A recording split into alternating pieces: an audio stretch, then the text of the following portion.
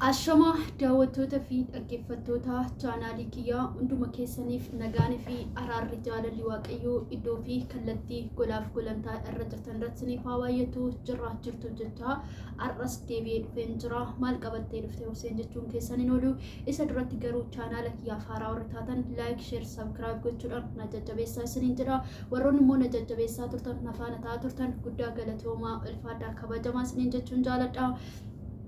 Egaa obseen irra maal qabattee dhufte yoo jettanii akkuma tambilalii irratti argitanii viidiyoo as keessa galchuu barbaadeen ture garuu akka hin galchuu nafeen jechuudha. Kanaaf tambilalii irratti argitu waa'ee obboleettii keenya samoona darbe kana torbee darbe keessa gudeedamtee duutanii waa'ee ishee wal qabachiisee waa'ee maazarii ishee wal qabachiisee waan xiqqoo dubbachuu barbaadeen jira. Tole ka dhugaa dubbachuuf obboleota koo barri kuni bara dhumaati yoon jedhe nana manaan dhugaa isinitti bara dhumaati waaqayyoon bichaan araara isaan of buusu araaruma waaqayyoon kadhanna wanti goonu wanta biraan jiru wanti nu godhuu dandeenyu garuu araara bichaa waaqayyoon kadhachuudha. Maaliif jettanii bara guddaan guddina isaa wallaalee bara xiqqaan xinneenya isaa wallaalee bara jaarsi jaarsummaa isaa wallaalee bara jaartan jaartummaa ishee wallaaltee bara wal qayyaramaa wayii bara macarrashaa irra jirra.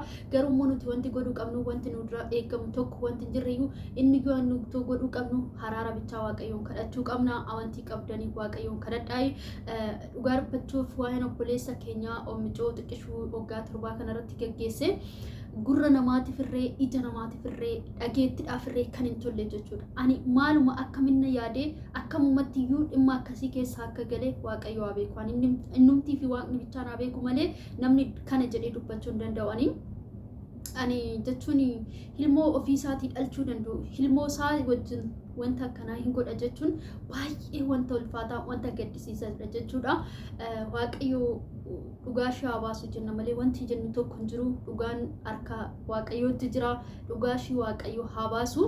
Garuu wanti nama ajaa'ibu waa'ee maazarii ishee kanas yoon ilaalu kallattii tokkoon nan gammadaa. Yaa lubbuu daa'ima ishee sanirree madaa daa'ima isheetti dhabde sanirree daa'imni jechuun waan guddaadha. Ijoollee maal taatan qabeenyi kamiyyuu kan namaaf hin jijjiirree dhala jechuudha. Dhalli qabeenya ofiiti.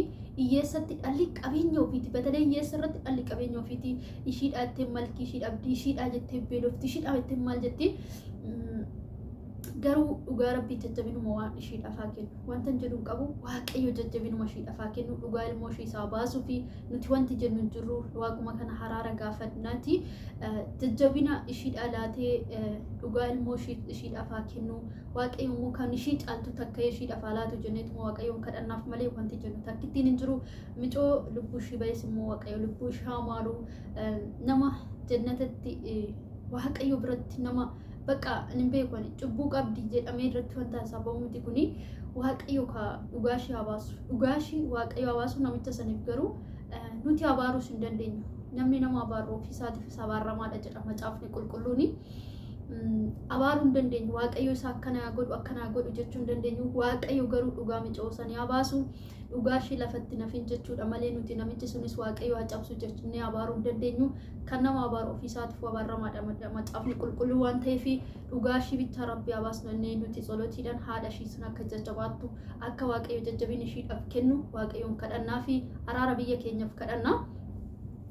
Kanarraan kan hafe Adaanach Abeebee dhugaa rabbii baay'ee galatoomi jedhaanii galata guddaa qabdi. Oromoo biraas galata guddaa qabdi. Uummata Itoophiyaa biraa hundumaa fi saba hunda biraa galata qabdi jechuudha. Maaliif jettanii wanti ishiin goote kun ilmoo ishii sanirree yoo gahuu fi baatee maaltu jira seetan bakka tokkotti bakki itti taa'anii azanii ilmoo ofii sanuu baafatan rakkoodha jechuudha. Dhugaa isinitti gaafa mana kiraa keessatti ta'u ishii amma isaanuu reebbamaa jirtu harraffamaa jirtu mana kiraa siifachi qayyartu kanarraa maaltu jira seetanii bakki itti gadi taa'anii azanii ilmoo ishii san baatu gadda ilmoo ishii san fixattuyyuu rakkoodha.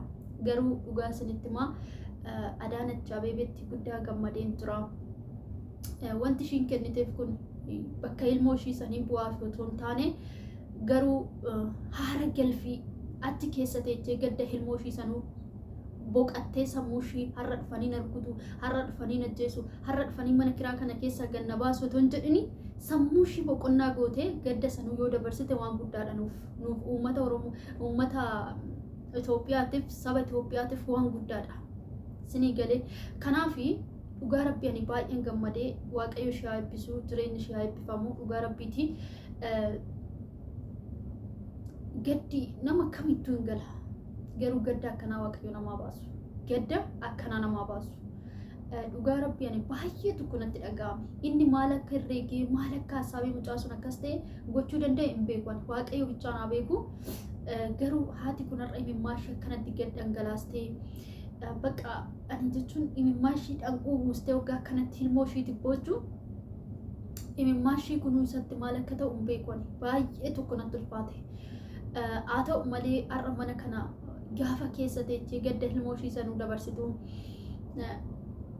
yoomittuu madaan garaan haadhaa dhala ofiin irraanfatu haati nama kamiifuu garuma gara jechuudha haati dhugaa isinitti hanakka haadhaan lafa kanarra hin jiru yoomittuu daa'ima ishii kan inni irraanfatti seenaa mucoo ishiitti duute kan inni irraanfatti hin jennu garuu waaqumti jajjabina ishiidhaaf haa kennu malee irraanfattee hin dabarti jedhee yaadu garuu bakka itti qubattu bakka teechee gadda ilmoo ishii sanuu madaa ishiitti bakka itti gadditee madaa ishii kanayyuu bakka amma fayyitutti teecheetti gaddituu argachuu ishee ana guddaa na gammachiisee jira baay'ee gammadeen jira waaqayyo koo kar tokkoon gaafa nama qoru kar tokkoon immoo nama kiisaan jedha sunan akkanaati jechuudha ani beekon bakka dubbii nama harkaa balleessa jechi micoon miidhana gochaan micoo kanarratti godhame kuni jechoota nama dhabsiisa dhugaa rabbiiti jechoota uummata dhugaa rabbii Itoophiyaadhuma ani Itoophiyaadha jechuu kiyyaa na saalfachiisan maal akka ta'e hin beeku bara abbaan ilmoo fi micoon sun amma isaaf ilmoo hin taate dhugaan jedha akka suura namicha san argetti namichi sun ilmoo isaa ta'uun nan danda'a jechuudha garuu waaqayyo danda'aadha garuu waaqayyo danda'aadha waan hunduma keessatti ishii dandeessisee waan hunduma keessatti obsa kennee fi imimmaashii otoo akkanatti dhangalaastu ammana iyyuu dhaabbattee maqooqomaa godhattee dhaabbina godhattee ammanaa dubbachuu ishee na ajaa'ibde dhugaa isinitti immoo waaqayyo ammarree kanuma caala jajjabina haalaatuu fi ilmoo ishii caaltu waaqayyo haalaatuu fi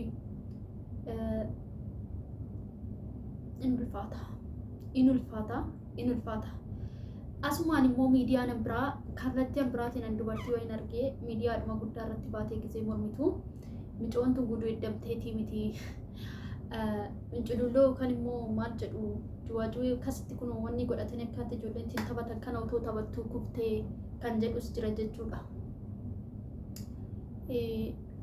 Abbaan taa'ee toorraa wanni godhu sun akkamitti harki namaan akkanatti hodhe sun akkamitti micootan irraa mul'ate re'an jedhus immoo gaafiin ka'ee jira jechuudha. Namni keenya bara kanaa cubbuu hin sodaatu. Dhalli namaa cubbuu sodaachuu dhiisee jira. Dhugaa isinitti hima. Cubbuun maal akka ta'e dagatee jira namni. Amma micoo hamma tanaa micoo waggaa torbaatii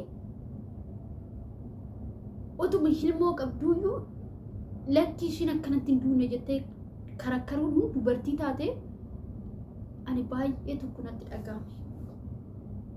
Ishiinis dubartiidha. Kan duute sunis dubartiidha. Dubartii isumayyuu bara baatee mirgi dubartummaa eegamu jechuu qabdutti teessee inni gudiidee miti handuute micoon jettee mormaa jiru jechuudha. Ani dhugaa isinitti himaa ani wanta jedhu bara kana keessatti wanti tokko hin jiru. Barri nuti irra keessa jiru bara dhumaa akka ta'e nutti dhufaa jira bakka beekaa jira. Macaafa qulqulluu keessatti akkuma jirus bakka wantoota habboota keenyaan durii irratti ka'eetoo macaafa qulqulluu keessatti argines har'a ofirratti argaa jirra. Har'a ofirratti argaa jirra. Dhugaa isinitti himaa. Kuni bara dhumaa akka ta'e ilaalaa jirra. Wanti nuti goonu tokko hin jiru. Kan du'eef lubbuu hamaa jennee maatii ishii haadha ishee akkanatti dhangalaatee garaa ishii madeessitee mimmaa ishii ija ishii mimmaan dhaguu gootu kanaaf jajjabina hawwaafiti nuti immoo warri jala jirru uummanni keenya Itoophiyaa hundumtuu araara waaqayyoon kadhadhaa. Dhugaa isinitti himaa. Araaran barbaachisa. Sirriitti araaran barbaachisa. Nuti bara wal wallaalaa jirru keessa jirra. Achi du'ee malee, achi akkas ta'e malee, kufee malee, bakka wanti nuti dhagaa jirru kun nuuf homaa waan tokko bakka jireenya keenya keessatti ulfaataa ta'aa jira. Kanaaf waaqayyoon haa kadhannu. Dhugaa Rabbi ani haati michoo kanaa baay'ee tokko na gaddisiistee garuu asumaan gammachuushis bakka ishii bu'ee dhugaa Rabbi akka haadha kootti laale. Akka waan maazariin koo haara galfatteetti. Maaliif haati haadha. Haati nama kamiyyuu haadha jechuudha. Anis boroo haadhan ta'a. Haati nama kamiyyuu haadha waan taateef akka waan haati kiyya haara galfatteetti ishii ilaalee garuu ittiin irraanfattee otoo hin taane bakkumatti teessee gadda ishii sanitti xumurattuyyuu argachuu ishiittiif baay'ee tokko gammadeen jira. Waaqayyo jajjabina ishiidhaaf haa kennu. Jajjabinuma ishiif haa kennu. Dhugaa micoommoo waaqayyoon haa baasu jennee waaqa kadhannaa isiniin jedha. Hundumti keessan gooftaa isin haa eebbisu. Warra isin jalatti na ilaalaa jirtanis eebbifamaa isiniin jedha. Viidiyoon biraatiin ammoo walitti deebinutti horaa bulaa.